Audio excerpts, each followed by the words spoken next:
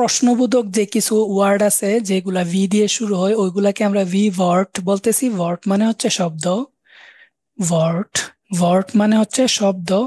আর যে শব্দগুলা ভি দিয়ে শুরু হয় এবং প্রশ্ন বোঝায় ওগুলাকে আমরা ভি ওয়ার্ড বলতেছি। ইংরেজিতে আমরা WH ওয়ার্ড বলতাম, কারণ ইংরেজিতে একটা আছে হাউ, এই হাউ এর জন্য এটার সাথে WH ওয়ার্ড বলতাম। এখানে হাউটাও এখানে ভিতে চলে আসছে, এই জন্য আমরা জার্মান ভাষায় সবগুলাকে ভি ওয়ার্ড বলি।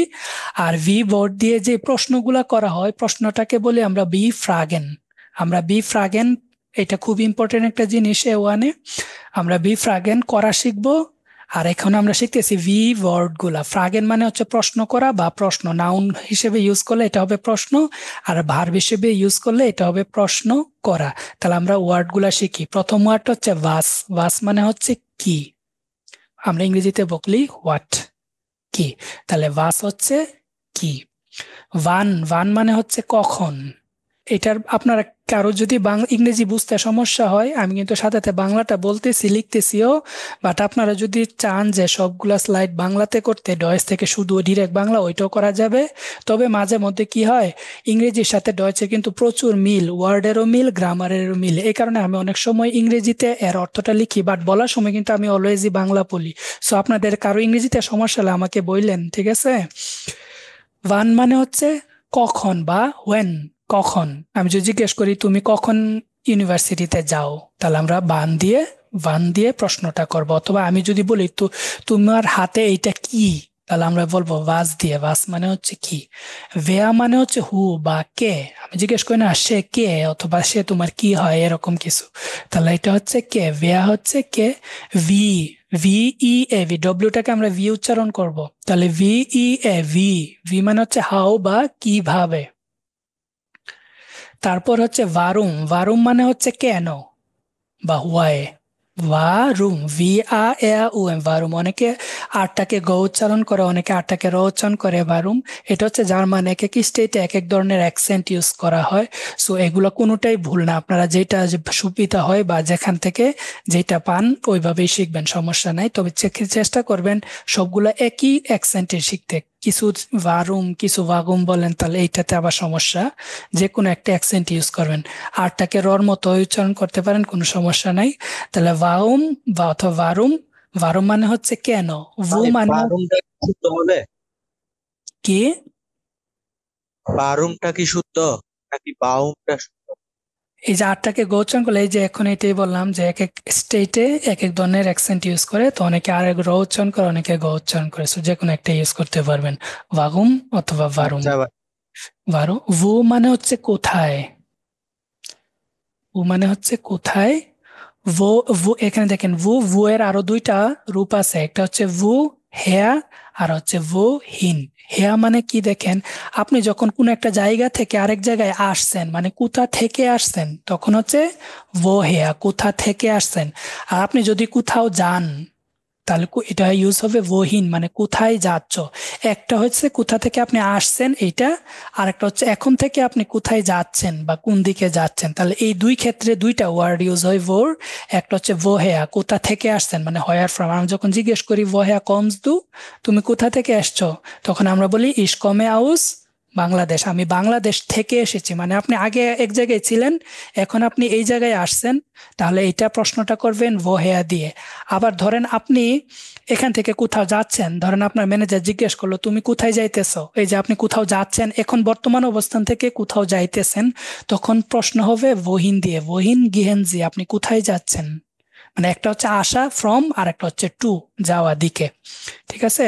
তাহলে আর শুধুমাত্র কোনো একটা জিনিস কোথাও আছে, যেমন আমি বললাম যে আমি কলমটা এখানে রাখছি, আমি বললাম যে কলমটা কোথায়, তাহলে এটা কিন্তু কোথাও থেকে আসছেও না, কোথাও যাইতেছে না, সে একটা জায়গায় স্থির অবস্থায় আছে। তখন আমরা জিজ্ঞেস করব শুধু ভু দিয়ে।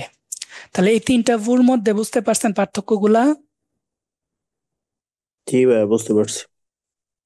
আর আরেকটা ওয়ার্ড হচ্ছে ভ্যালসা। ভ্যালসা মানে হচ্ছে কোনটা, অথবা তুমি কোন বইটা পড়তে পছন্দ করো, বা তুমি কোন নোবেলটা পড়তে পছন্দ করো, তাহলে ভ্যালসা। ভ্যালসা বুক লিস্ট, তুমি কোন বইটা পড়তেছো। তাহলে এরকম হবে VLC, হ্যাঁ। ভ্যালসা বুক লিজেন থেকে আসছে লিস্ট, LEAST লিস্ট টু।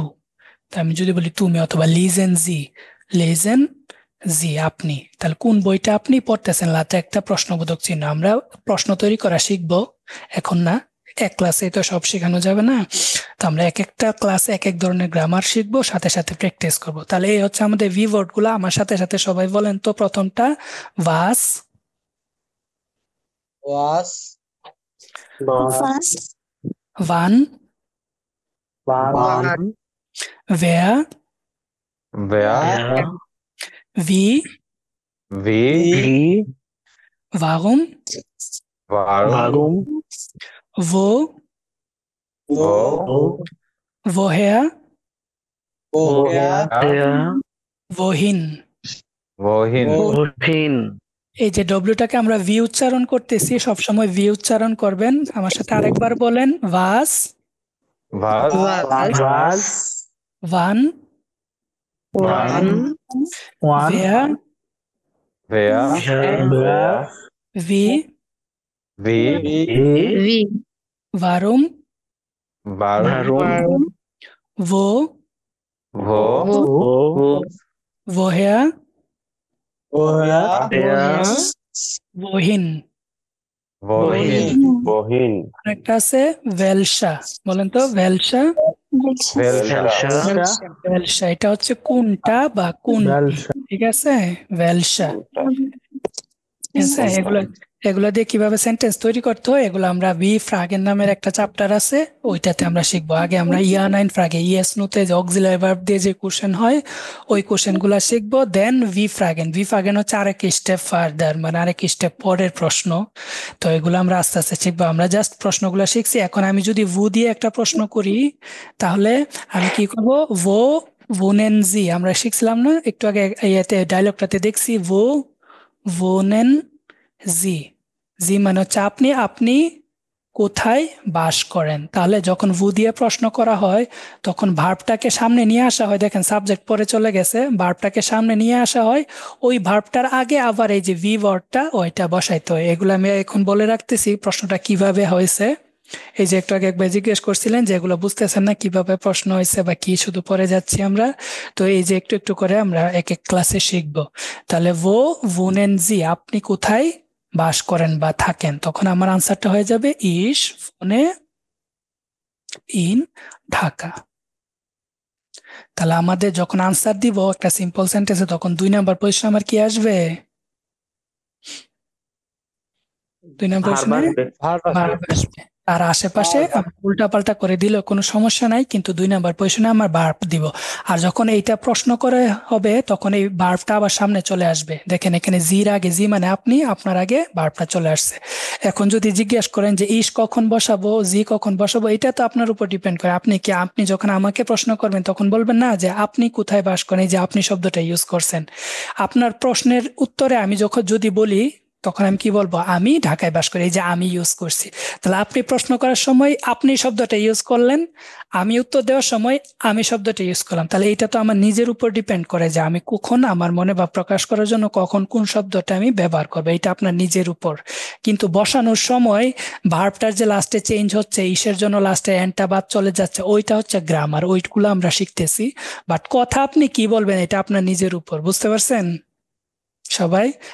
এই ভুল, এই মানে মিসকনসেপশন বা ধরেন এই কোশ্চেনটা সবারই থাকে, প্রতিটা বেচেই সবাই জিজ্ঞাসা, কারণ ভাষাটা একদম নতুন। তো তো এই কারণে অনেক কিছু বোঝা যায় না শুরুতে, এই জন্য সবাই এই ধরনের প্রশ্নটা করেন সবগুলা কোর্সেই। সো এটা উত্তর হচ্ছে আপনি নিজের মতো করে কথা বলবেন। আপনি কথা বলার জন্য যেই যে ওয়ার্ড আসবে ওই ওয়ার্ড গুলা ব্যবহার করবেন, ঠিক আছে? তাহলে ভোহেয়া দিয়ে আমাদের একটা প্রশ্ন আসতে পারে। বলেন তো, ভোহেয়া দিয়ে আমি একটা প্রশ্ন করলে কি করতে পারি? ভোহেয়া মানে হচ্ছে কোথা থেকে। তাহলে আমার প্রশ্নটা কি হইতে পারে? কোথা থেকে এসেছেন? তাহলে আমি প্রশ্নটা লিখি, আপনি কোথা থেকে। আমরা কিন্তু সেন্টেন্স তৈরি করা আস্তে আস্তে শিখে ফেলতেছি। কোথা থেকে এসেছেন, এই যে প্রশ্ন। তাহলে আপনির জন্য আমরা কি ইউজ করি? জি, তাই না? কোথা থেকে মানে হচ্ছে ভোহেয়া। woher, আর এসেছেন বা আশা, আশা মানে হচ্ছে কি কমেন, তাই না? কমেন শব্দের অর্থ কি আশা।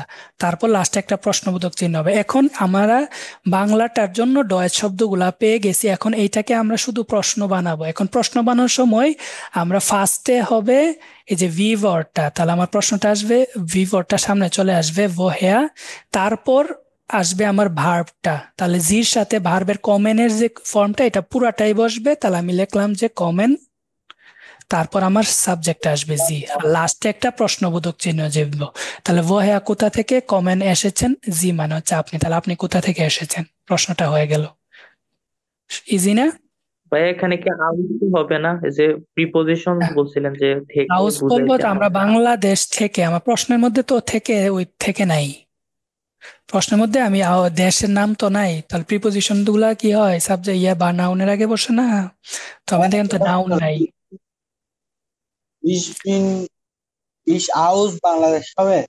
তাহলে ইস আশা মানে হচ্ছে কমেন, তাহলে কমেন, কমেনের জন্য কমে হবে, ইস কমে, দেন আউস মানে থেকে বাংলাদেশ। ঠিক আছে, তাহলে এটার আনসারটা হবে কি ইস কমে, এই যে ইসের সাথে লাস্টের এনটা বাদ চলে গেছে না, কিন্তু এখানে জি দিয়ে যেহেতু প্রশ্ন করছে আপনি কোথা থেকে এসেছেন, লাস্টে সবটুকুই ছিল। আমি যখন উত্তরে আমি বলছি, তো আমি বলাতে আমাদের লাস্টে এনটা বাদ চলে যাবে, এটা আমাদের গ্রামারের রুলস, আমরা শিখছি। বুঝতে পারছেন সবাই প্রশ্ন আর উত্তরটা? জি, বুঝতে পারছি। ভি ওয়ার্ড বা ভি ফ্র্যাগেনের উপর কারো কোনো প্রশ্ন আছে কিনা? ভাইয়া বহিন, এটা একটু বুঝিয়ে দেন।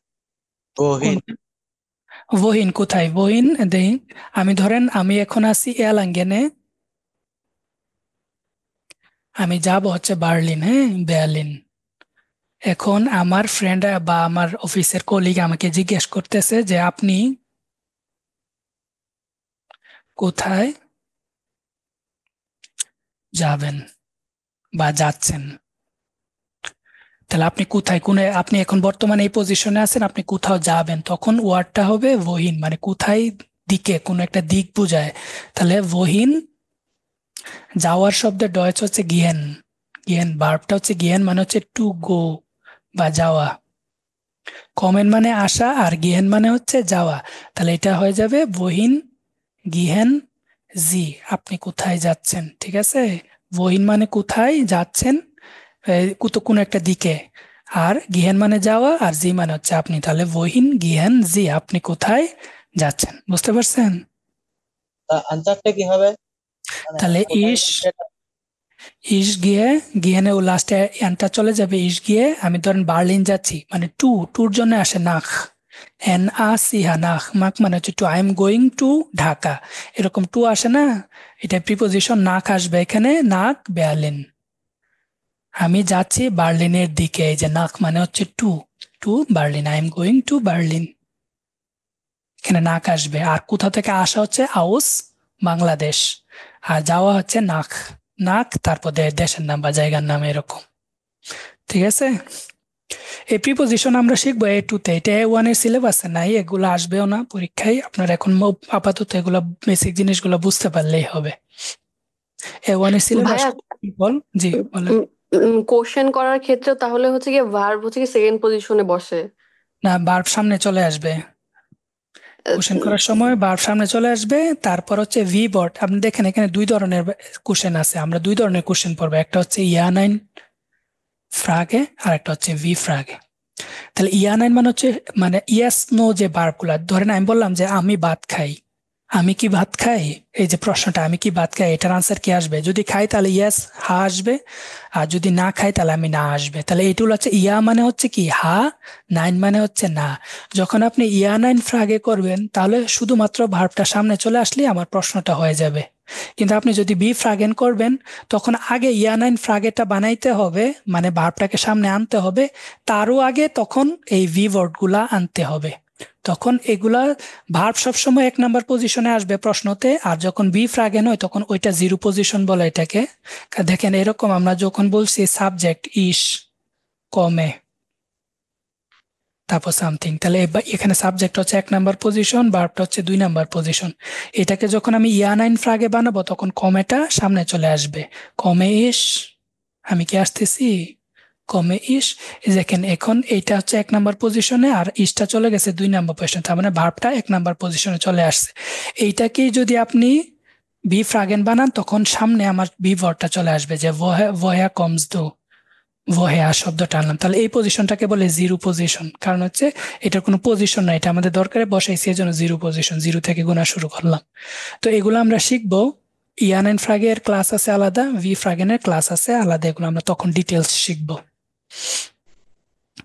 তার মানে প্রশ্ন করলে ভার্ব অলওয়েজ সাবজেক্টের আগে চলে আসবে, এটা আমাদের মনে রাখতে হবে।